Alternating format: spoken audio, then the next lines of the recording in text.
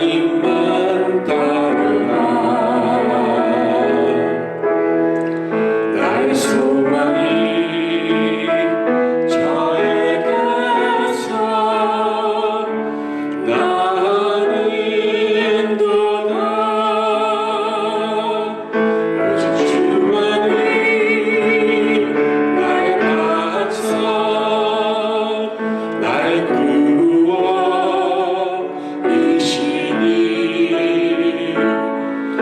오직 주만이 나의 산성, 내가 요동치 아니하리.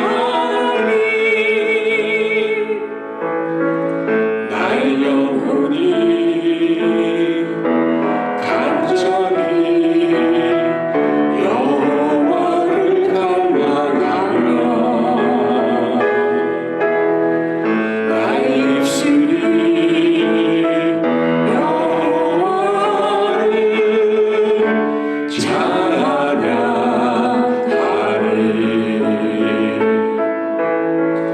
나의 영혼이 즐거이 여호와를 따르리니. 나의 평생에 여호와를 송축하리. 오직 주만이 나의 산성, 나의 구원이시니. 오직 주만이 나의 산성, 내가 요동치 아니하리.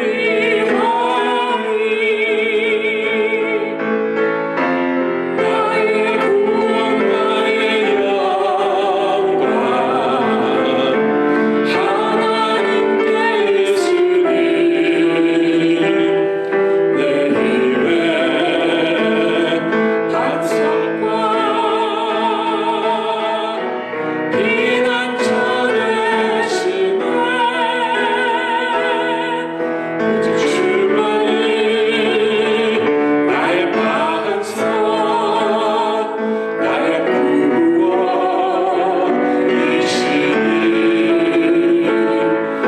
오직 주만이 나의 산성, 내가 요동치 아니하리. 내가 요동치 아니하리.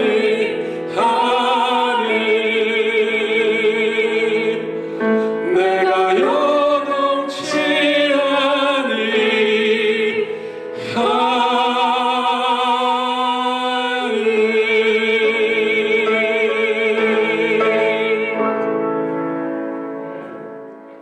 오늘 이 아침 저들에게 주신 하나님의 말씀 계속해서 갈라디아서 4장 12절로부터 20절까지의 말씀입니다.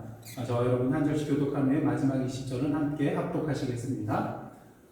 형제들아, 내가 너희와 같이 되었은즉 너희도 나와 같이 되기를 구하노라. 너희가 내게 해롭게 하지 아니하였느니라. 내가 처음에 육체의 약함으로 말미암아 너희에게 복음을 전한 것을 너희가 아는 바라. 너희를 시험하는 것이 내 육체에 있으되 이것을 너희가 업신여기지도 아니하며 버리지도 아니하고 오직 나를 하나님의 천사와 같이 또는 그리스도 예수와 같이 영접하였도다.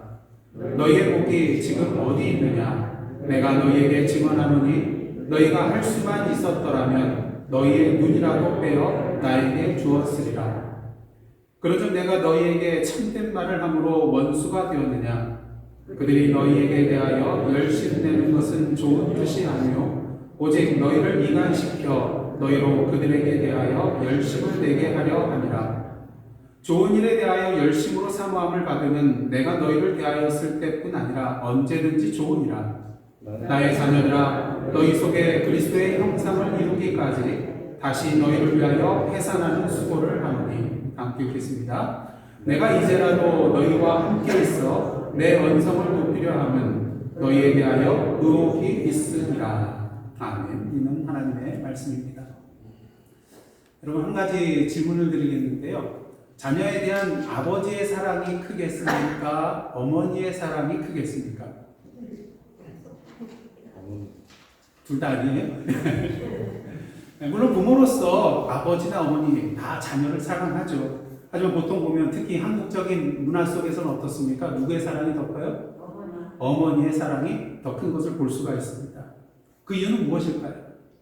여러 가지 많은 이유가 있을 수 있겠지만 어머니는 일단 뱃속에 아기가 생기게 되면은 몇 달 동안요? 10달 동안 10달씩이나 그 아기를 뱃속에 품고 있습니다. 그걸로 끝인가요? 어떻습니까?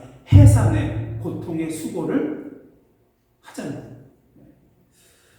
얼마나 큰 고통입니까?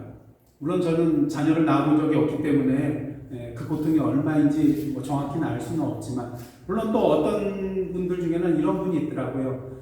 이제 해산하는 날이 돼가지고 병원에 갔다가 옆에 침대 옆에 있다가 갑자기 머리 끄댕이를 붙잡혀가지고 아내가 해산하는 수고 이거를 함께 더불어서 그렇게 고통을 당하신 그런 분들도 있겠지만, 해산하는 수고만큼 그 고통이 크겠습니까? 견줄 수가 없는 것이죠. 그래서 뭐 이렇게 힘들게 낳으신 그런 분들의 말을 들어보면 정말 죽을 것 같은 고통이라고 하더라고요. 정말입니까? 예, 머리 끄덕이시는 분들, 물론 뭐 이렇게 어떤 분은 그냥 쉽게 낳았다고 하시는 분들이지만 대부분 보면요 아주 힘들고 고생해서 정말 죽을 것 같은, 하늘 천장이 노래졌다는 그런 분들도 계시더라고요. 세상에 이렇게 자녀를 낳는 일보다 더 힘든 일이 없는 것 같습니다. 그렇다면 이렇게 자신이 고통을 겪으면서 낳게 된 이 아이, 자신에게 고통을 준 이 아이, 어떻게 보면 미워하고 싫어해야 될 텐데 세상에 자신이 고통 중에 낳은 아이에 대해서 싫어하고 미워하는 어머니 보셨나요? 결코 없는 것입니다. 그 이유는 무엇입니까? 죽을 것과 같은 그 해산의 고통을 통하여서 낳은 새 생명이기 때문인 것이죠. 귀한 생명이기 때문입니다. 그렇게 해산의 고통이 크면 클수록 그만큼 그 아이가 더 귀하고 사랑스러운 것이죠. 물론 그 아이가 자라면서 뭐같이 보일 때가 있어요? 왼수같이 보일 때가 있어요. 처음에는 말도 잘 듣고 순종하고 바른 길로 가고 착하게 지내는 아이가 점점 크면서 어떻습니까? 말도 잘 안 듣고 순종도 안 하고 또 좋은 친구 사귀면 좋은데 나쁜 친구 사귀어가지고 다른 길로 빠지고 잘못된 길로 또 말썽을 피울 때가 많이 있거든요. 그럴 때 어머니 마음은 어떻습니까? 이 원수같이 보이는 자녀를 포기하나요? 아니요. 포기하지 않습니다. 왜?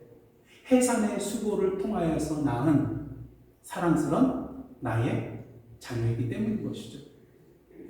오늘 본문 말씀을 보시면 이러한 해산의 수고를 한 사람이 나오는데 바로 여자도 아닌 사람이에요. 누굽니까? 사도 바울입니다. 오늘 보면 19절 말씀 한번 다 함께 보도록 하겠습니다. 시작. 나의 자녀들아, 너희 속에 그리스도의 형상을 이루기까지 다시 너희를 위하여 해산하는 수고를 하노니. 어떠한 수고를 한다고요? 해산하는 수고를 한대요. 근데 중요한 것은 이것이 첫 번째 해산이 아니에요. 오늘 말씀 보시면 다시 너희를 위하여 해산하는 수고를 한다라고 표현하고 있습니다. 다시 말해서 이미 사도 바울은 복음 안에서 그들을 낳는 해산의 첫 번째 수고를 했다는 것이죠. 그러게 그들을 향하여 뭐라고 부르고 있습니까? 단순히 갈라디아 성도 여러분, 저도 설교 시간에 여러분을 향해서 뭐라고 합니까? 사랑하는 예산한 성도 여러분 이렇게 말하지 않습니까? 근데 사도 바울은 오늘 뭐라고 표현하고 있어요? 나의 자녀들아. 왜요? 자신이 해산에서 낳은 영적인 자녀들이거든요. 근데 이 나의 자녀들이라는 이 표현은요, 바울 서신을 전체를 보면은 여기밖에 나오지 않습니다. 무엇을 말하나요? 그만큼 사도 바울은 갈라디아 성도들을 사랑하였다는 것이죠. 그리고 참으로 안타까운 심정으로 지금 글을 쓰고 있다는 것입니다. 그만큼 깊은 애정과 사랑이 갈라디아 성도들을 향한 그런 바울의 모습이라는 것이죠. 그렇다면 사도 바울이 이렇게 갈라디아 성도들을 향하여서 나의 자녀들아 이렇게 부르면서 이야기하는 이유는 무엇일까요? 여러분 지난주 설교 내용 기억나시나요? 혹시 날마다 새롭습니까? 지난주 내용을 보시면 사도 바울이 갈라디아 성도들에게 그들이 그리스도 안에서 누구라는 것을 다시 한번 강조하고 있죠. 하나님의 아들이요, 하나님의 자녀라는 것을 강조하고 있는 것을 보게 됩니다. 다시 말해서 너희의 정체성이 무엇인지 분명히 하나는 그런 메시지였던 것이죠. 왜요? 갈라디아 성도들이 사도 바울로부터 복음을 받아들이고 그리스도인이 된 이후에 그대로 신앙생활을 제대로 잘하면 좋으련만 어떻습니까? 세상의 초등학문 아래서 종로를 하던 신분에서 이제 자유롭게 하나님의 아들, 하나님의 자녀가 되었건만 다시 약하고 천박한 초등학문으로 돌아가서 다시 그들에게 종로를 하려고 하고 있기 때문이었던 것이죠. 그러기 지난주 보면 마지막 11절을 보시면 사도 바울이 뭐라고 하고 있습니까? 제가 공독해 드리겠습니다. 내가 너희를 위하여 뭐한 것이요? 수고한 것이 헛될까 두려워하노라. 이 수고는 어떠한 수고입니까? 사도 바울이 복음 안에서 그들 해산하는 수고를 하였는데 이 수고가 모든 것이 수포로 돌아갈 것 같은 그런 위기를 느꼈다는 것이죠. 그렇게 두렵다는 것입니다. 그렇게 복음의 진리를 알려주었건만 이 복음의 진리에서 벗어나서 거짓 교사들이 알려주는 잘못된 복음으로 돌아가고자 하는 그들의 모습이 있었기 때문인 것입니다. 그러기에 바울은 지금까지 갈라디아 성도들을 향하여서 다시 그들이 복음의 진리로 돌아오게 하기 위하여 신학적으로, 교리적으로 설명하고 호소하였습니다.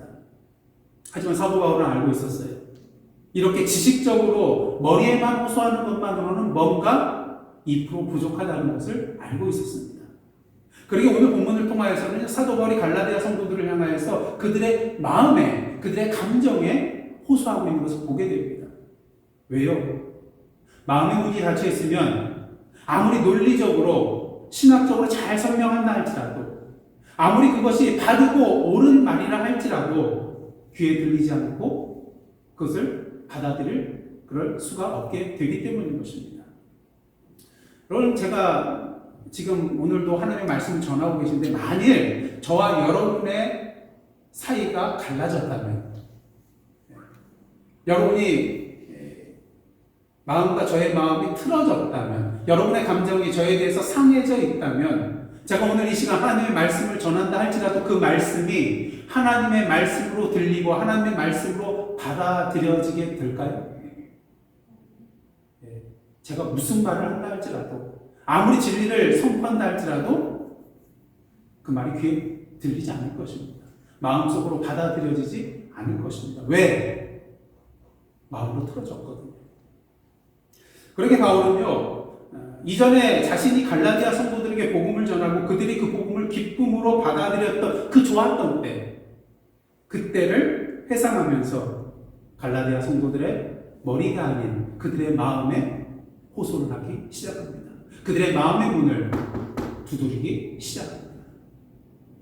먼저 12절 상반절입니다. 형제들아 내가 너희와 같이 되었은즉 너희도 나와 같이 되기를 구하노라. 먼저 앞부분을 먼저 보시겠는데, 내가 너희와 같이 되었은즉, 바울이 갈라디아 사람들에게 복음을 전할 때 비록 그는 유대인이었지만 갈라디아 사람들처럼 이방인같이 되었다는 것입니다. 우리가 복음을 전하거나 선교를 할 때 가장 중요한 것 중에 하나가 무엇입니까? 내가 전하고자 하는 그 복음의 본질 외에는 지금 내가 옷 입고 있는 그 모든 것들을 내려놓을 줄 알아야 된다는 것이죠.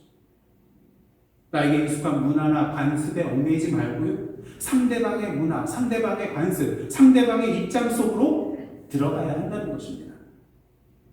고린도전서 9장 20절로부터 22절을 보시면 바울의 선교 원칙 중 하나를 우리가 분명히 보게 되는데, 여러분이 너무나도 잘 아시는 말씀입니다. 제가 봉독해 드리겠습니다.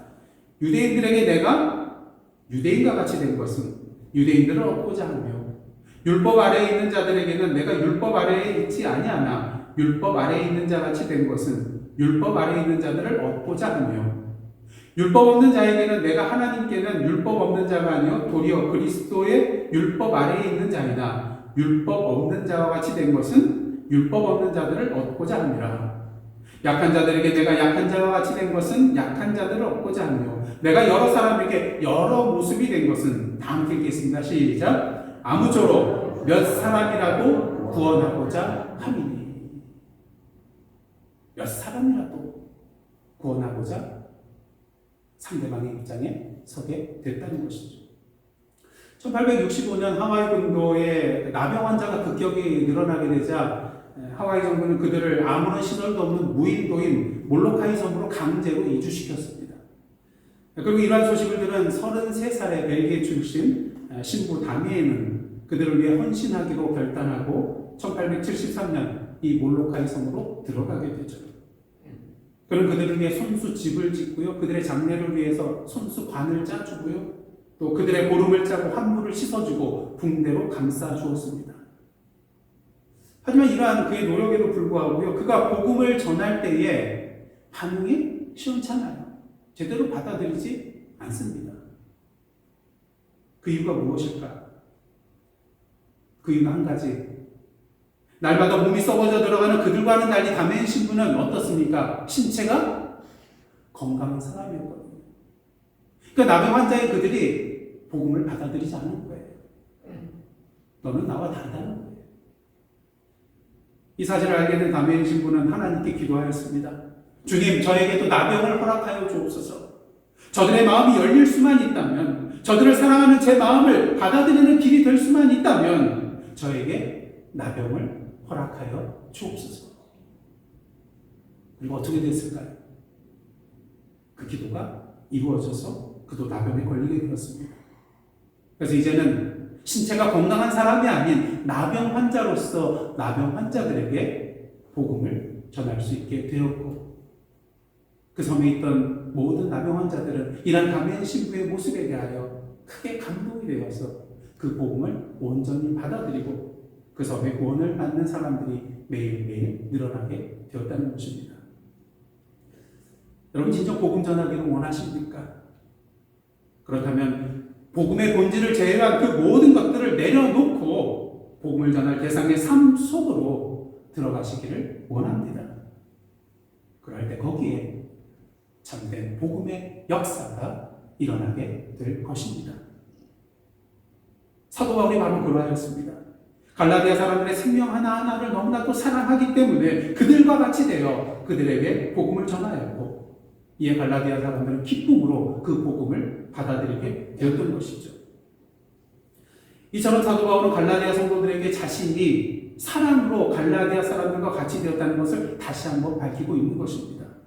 그리고 이어서 뭐라고 합니까? 너희도 나와 같이 되기를 구하노라. 이것이 구체적으로 무엇을 의미하는지 이 문장 하나만 가지고는 우리가 알 수가 없습니다.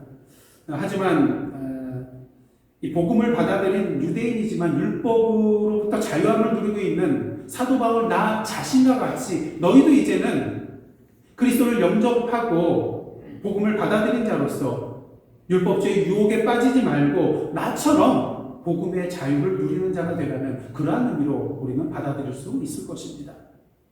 그리고 사실 이것이 오늘 본문을 통하여 사도 바울이 갈라디아 성도들에게 궁극적으로 하고자 했던 그 내용이 바로 이것이라고 할 수가 있겠습니다. 그리고 사도 바울은 갈라디아 성도들이 자신의 말을 받아들일 수 있도록 하기 위해서 전에 자신과 그들이 어떠한 관계에 있었는지, 또한 그들이 자신에 대해서 어떻게 대하였었는지 다시 한번 상기시켜주고 있습니다. 13절 말씀 보겠습니다. 내가 처음에 육체의 약함으로 말미암아 너희에게 복음을 전한 것을 너희가 아는 바라. 조금 이해가 안 됩니다. 육체의 약함으로 말미암아 복음을 전했다는 것, 이게 도대체 무엇을 의미하는 것일까요? 학자들마다 또 이것이 의견이 분분할 수가 있는데요. 여기서 육체의 약함이라는 그런 표현을 통해서 우리는 사도 바울이 일단 갈라디아에서 복음을 전할 때 육신적으로 연약한 가운데 아마 병이 걸린 그런 상태에 있지 않았겠는가, 그렇게 생각을 해볼 수가 있는 것입니다. 그렇다면 이 육체의 약함으로 말미암아 너에게 복음을 전했다는 것은 무엇을 의미하는 것일까? 사도행전 13장을 보시면요, 바울이 그 버가 지역을 지나서 갈라디아 남부 지역인 비시디아 안디옥에 이르는 것을 보게 됩니다. 그런데 당시 버가 지역은요 저지대였습니다. 그래서 그 해안의 습지로 인하여서 말라리아 같은 그런 유행병들이 많이 창궐했었다고 합니다. 그래서 어떤 학자는 이런 일을 근거로 해서요, 바울이 버가에서 병에 걸려가지고 그곳에 있지 않고 갈라디아로 이동한 것이 아니겠는가. 그리고 갈라디아에서 잠시 머무른 것이 아니라 그 병 때문에 오래 머물면서 갈라디아 사람에게 복음을 전하게 된 것 아니겠는가. 이러한 추정을 하기도 합니다. 어찌되었든 바울의 이 육신의 연약함으로 말미암아서 갈라디아 지역에 복음이 증거되게 되었다는 것이죠. 중요한 것은 이러한 육신의 연약함 가운데서도 사도 바울은 뭐 했다는 거예요? 그냥 쉬는 것이 아니라 때를 얻든지 못 얻든지 복음을 전했다는 것이죠. 어떠한 상황에서든지 하나님의 그 복음의 말씀을 사람들에게 전했다는 것입니다. 근데 한 가지 이상한 것은요, 이렇게 육체의 연약함 가운데 있는 바울이 어떻게 성공적으로 복음을 전할 수 있게 되었냐는 것입니다. 한번 생각해 보시기 바랍니다.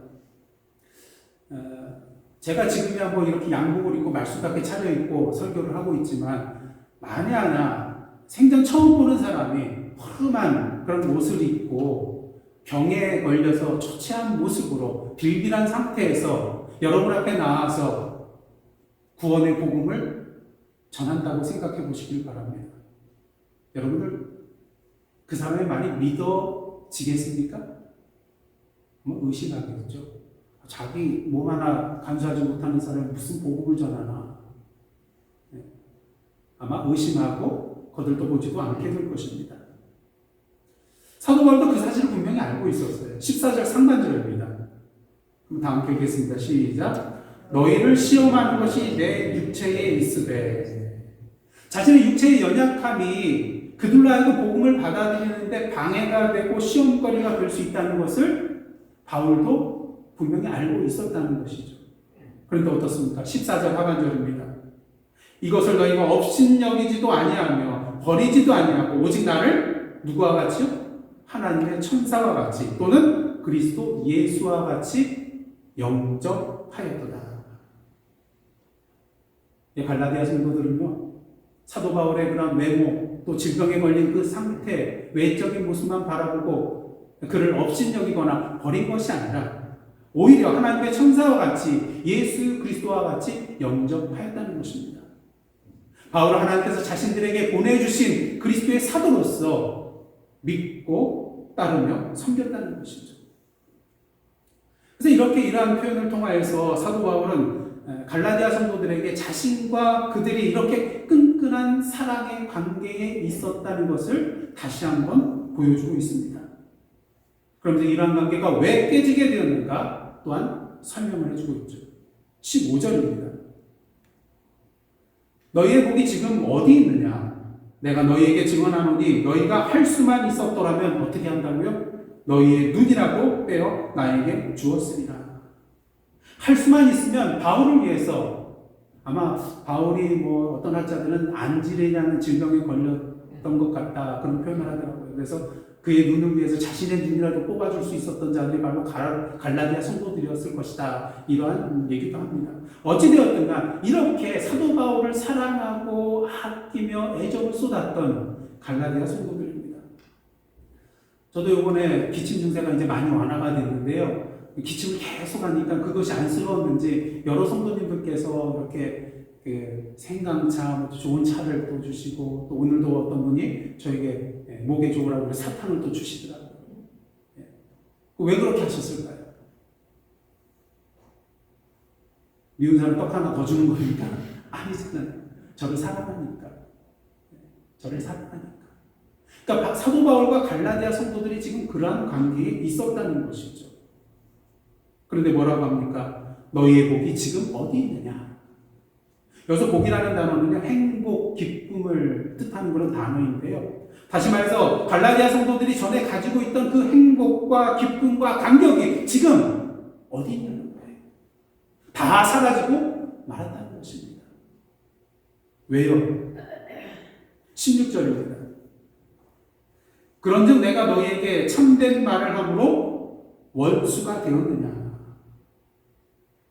지금 갈라디아 성도들은요, 사도 바울에 대해서 적대시하고 있다는 거예요. 그렇기 때문에 이전에 그들 사이에서 누렸던 그 행복과 기쁨과 감격이 다 사라져버리고 말았다는 것입니다. 그렇다면 갈라디아 성도들이 왜 사도 바울에 대해서 이렇게 적대시하고 있는 것일까? 그 이유는요, 바울이 그들에게 무슨 말을 하기 때문에요? 참된 말을 하기 때문인 것입니다. 근데 이상하죠? 참된 말을 듣는다면 오히려 그 말을 기쁨으로 받아들이고 좋아야 될 텐데 왜 적대시하는 것일까? 그 이유는 오직 한 가지밖에 없습니다. 바울의 이 참된 말을 참된 말로 받아들이지 않았기 때문인 거예요. 참된 말로 여겨지지 않았다는 것입니다. 왜 그렇게 되었을까요? 17절과 18절 말씀입니다. 다 함께 읽겠습니다. 시작. 그들이 너희에게 대하여 열심내는 것은 좋은 뜻이 아니요 오직 너희를 이간시켜 너희로 그들에게 대하여 열심을 내게 하려 함이라. 좋은 일에 대하여 열심으로 사모함을 받으면 내가 너희를 대하였을 때뿐 아니라 언제든지 좋은 일 하라. 갈라디아 성도들에 대해서 열심을 내는 자들이 있었다는 것입니다. 근데 열심을 내는 것 자체는 좋지만 문제는 나쁜 뜻을 가지고 열심을 내는 자들이었다는 것이죠. 아시다시피 그들은 누구였습니까? 거짓 교사, 율법주의자들이었죠. 근데 그들의 열심을 내는 목적이 무엇입니까? 갈라디아 성도와 사도 바울을 서로 이간시켜서 갈라디아 성도들로 하여금 복음의 진리를 따르게 하는 것이 아니라 자신들을 거짓 교사들, 율법주의자들을 따르게 하기 위해서였다는 것입니다. 다시 말해 갈라디아 성도들에게 들로 하여금 자신에게 열심을 내게 만들기 위해서 이렇게 열심을 내었다는 것이죠. 그리고 이런 거짓 교사들의 열심이 열매를 맺습니다. 갈라디아 성도들이 그 말에 현혹되어 넘어왔던 것이죠. 그리하여 지금까지 믿어왔던 사도 바울의 그 복음의 진리의 말씀을 거짓으로 여기고 이제는 이 거짓 교사의 말들을 진리로 받아들이게 된 것입니다. 그리고 이런 상황 속에서 사도 바울은 어머니의 심정으로 그들에게 말합니다. 19절 말씀 다시 한번 공독하겠습니다. 19절입니다. 시작. 나의 자녀들아 너희 속에 그리스도의 형상을 이루기까지 다시 너희를 위하여 해산하는 수고를 하노니. 여러분, 여러분의 자녀가 잘못된 친구의 꼬임에 빠져가지고 눈에 뻔히 보이는 잘못된 길로 나아간다면 여러분들 마음은 어떻겠어요? 봐, 내 말 안 듣더니 생통이다. 그냥 나도 보자. 저는 한번 당해봐야 돼. 물론 이런 분은 없겠죠. 왜? 누구의 자녀예요? 내 자녀잖아요. 사도 바울도 그러한 심정이었던 것입니다. 갈라디아 성도들의 이러한 소식을 듣고 사도 바울은 너무나도 안타까웠습니다. 마음이 찢어졌습니다. 그러게 어머니의 심정으로 나의 자녀들아 이렇게 말할 수밖에 없었던 것이죠. 자신이 영적으로 해산의 그 수고를 통하여 낳은 이 갈라디아 성도들이 잘못된 가르침에 빠져서 진리에서 떠나가는 것에 대해서 가만히 있을 수가 없었던 것입니다. 그러게 그들을 위하여 뭐 한다고 해요? 다시 해산하는 수고를 한다고 말하고 있습니다. 언제까지? 그들 속에 그리스도의 형상을 이루기까지입니다. 그들 속에 그리스도의 형상을 이루기까지 내가 다시 해산하는 수고를 하겠다는 거예요. 여러분, 전도와 선교는 믿지 않는 사람들에게 복음을 전하여서 그들로 하여금 교회로 나올 수 있도록 하는 것에서 끝나는 것은 아닙니다. 어디까지 가야 됩니까? 그들이 교회에 잘 정착하고 그들이 스스로 믿음 가운데 홀로 설 수 있을 때까지, 또한 그들이 그리스도의 장성한 분량이 충만한 데까지 이르기까지 계속해서 옆에서 도와주어야 한다는 것입니다. 그러기 사도 바울은 갈라디아 성도들이 잘못된 길로 나아갔을 때 그들을 결코 내버려 두거나 포기하지 않았던 것입니다. 다시 해산하는 수고를 아끼지 않았던 것이죠. 왜? 그들은 사도 바울의 사랑하는 자녀들이었기 때문인 것입니다. 그런 의미에서 오늘 이 시간 주님께서 저와 여러분을 향하여 오늘 본문을 통하여 말씀하고 계십니다. 복음 안에서 사도 바울과 같이 자녀를 낳는 해산의 수고를 하라고요. 언제? 바로 지금이요. 왜? 내일이면 늦을 수 있기 때문인 것입니다. 어떤 여인이 2살난 아이를 데리고 랍비에 가서 이런 질문을 했다고 합니다. 아이들은 몇 살 때부터 가르치는 것이 좋습니까? 그러자 랍비가 대답했대요. 지금 아이가 몇 살입니까? 2살입니다. 예, 랍비가 말합니다. 그러면 2년 늦었습니다. 윌버트 체퍼먼 박사는요, 4,500명이 모인 그런 기독교 집회에서 재미있는 통계 결과를 손에 넣게 되었는데요. 그 결과는 이렇습니다. 그 4,500명 가운데 400명은 10살 이전에 믿었고요. 600명은 10살에서 14살 사이에, 그리고 1000명은 16살에서 20살 사이에, 그리고 24명만이 36살 이후에 주님을 영접하고 신앙생활을 하게 되었다는 것입니다. 이런 흥미있는 그런 결과를 손에 쥔 체퍼먼 박사는요, 더 광범위하게 조사해서 다음과 같은 통계를 얻었다고 합니다. 25세 이후에는 1000명에 1명 정도 믿었대요. 그리고 45세 이후에는 20만 명 중에 1명. 그리고 75세 이후에는 70만 명 중에 1명꼴로 예수를 영접하고 믿게 되었다는 것입니다. 무엇을 말해주는 통계입니까? 이 세상 사람들이 세상적인 다른 것들에 대하여 자신의 삶의 뿌리를 내리기 전에 주님의 진리의 말씀 위에 뿌리를 내릴 수 있도록 해야 한다는 것입니다. 세상적으로 뿌리를 깊이 내릴수록 주님의 복음의 말씀을 받아들이기가 어렵게 되잖아요. 그리고 오늘 우리가 복음 가운데 해산하는 수고를 해야 할 때는 언제입니까?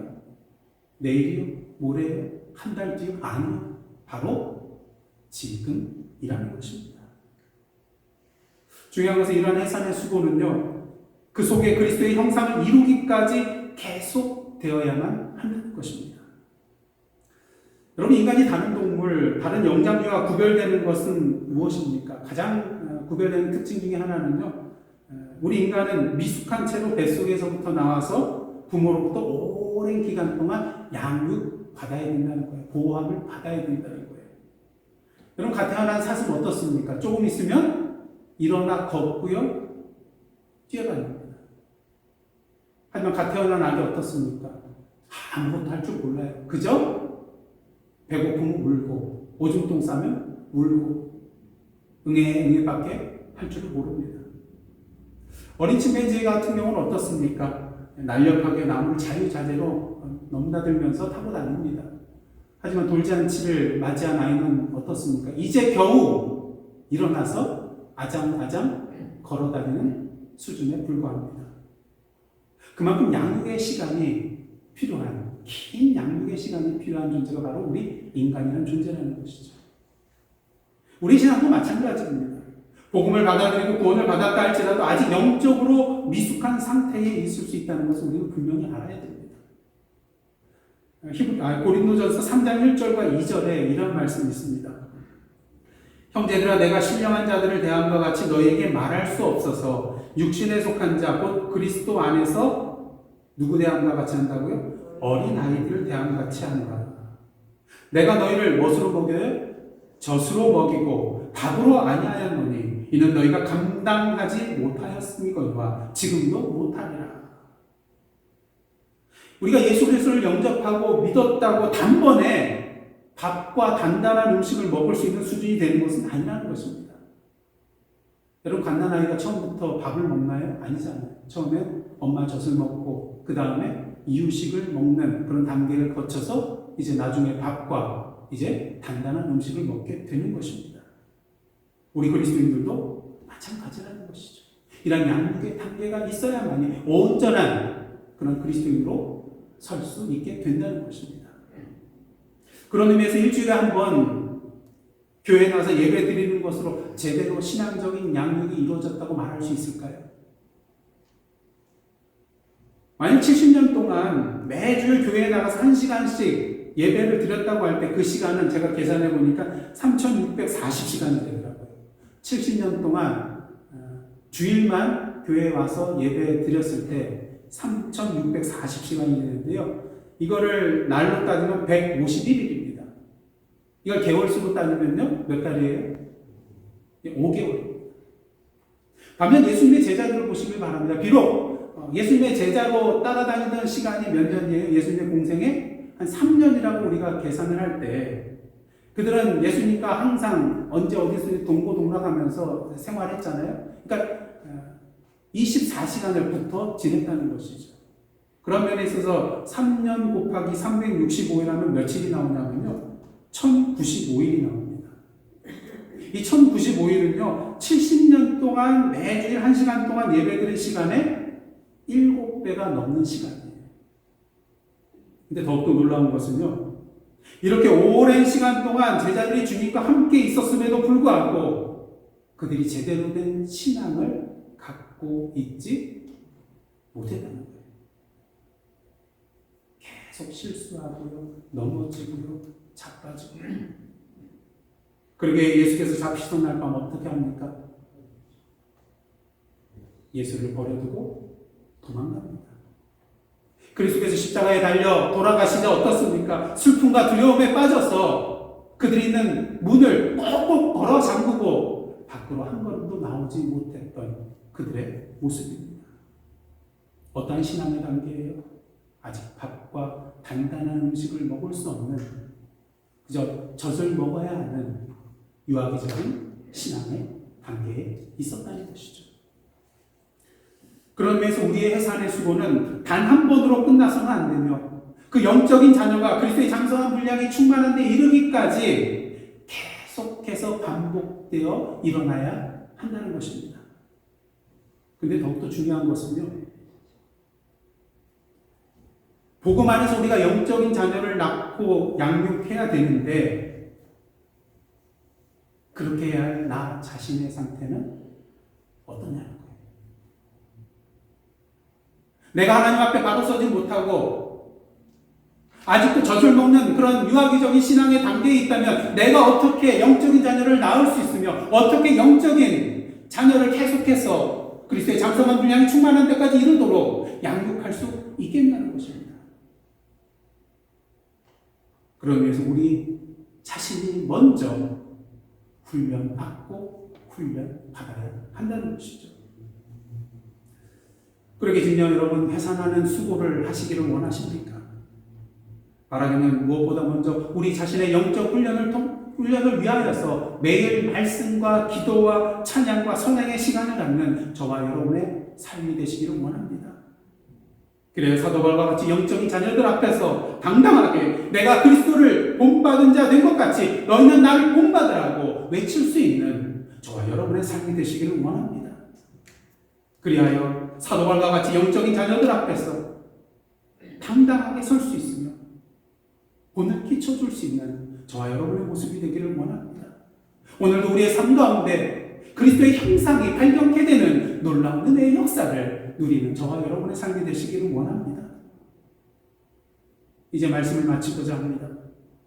오늘도 수많은 교회들이 이 땅에 존재하고 있습니다. 그렇다면 이 교회들의 가장 필요한 것이 있다면 그것은 무엇일까요? 요새는 뭐 건물하고 주차장이 있어야지 교회가 잘 된다 그러더라고요.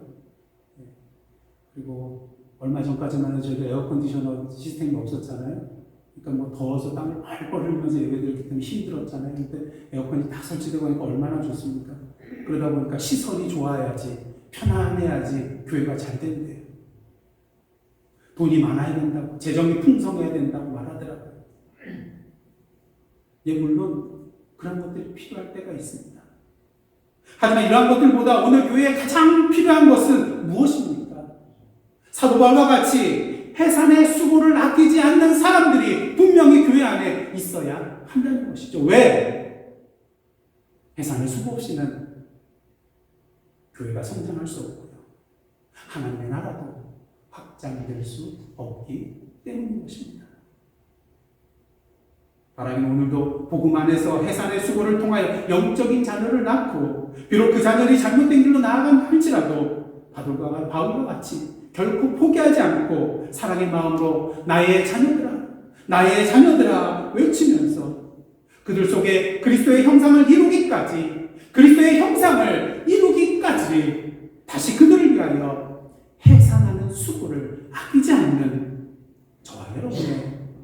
복된 삶 그리고 예산한 선교 교회가 되기를 주님의 이름으로 축원합니다. 기도하시겠습니다. 하나님, 사도 바울과 같이 오늘도 나의 자녀들아 외치며 해산하는 수고를 통하여 하나님의 나라의 지경을 넓혀 나아가는 저희들의 삶 그리고 주님의 몸된 교회 되게 하여 주옵소서. 예수님의 이름으로 기도드리옵나이다. 아멘. 이제는 우리 구주 예수 그리스도의 은혜와 하나님 아버지의 크신 사랑과 성령님의 감동감화 교제케 하시는 역사가 오늘 이 시간 오늘의 사도 바울이 되어 복음 안에서 해산의 수고를 아끼지 아니하며 오늘도 이 땅에 하나님의 나라의 지경을 하나씩 넓혀 나아가고자 결단하며 나아가는 하나님의 백성들과 그 삶의 터전 위에 나라와 민족과 이 미국 땅과 선교지와 저희들의 모든 기도 제목과 온 땅 위에 이제부터 영원토록 함께 계시옵기를 간절히 축원하옵나이다. 아멘.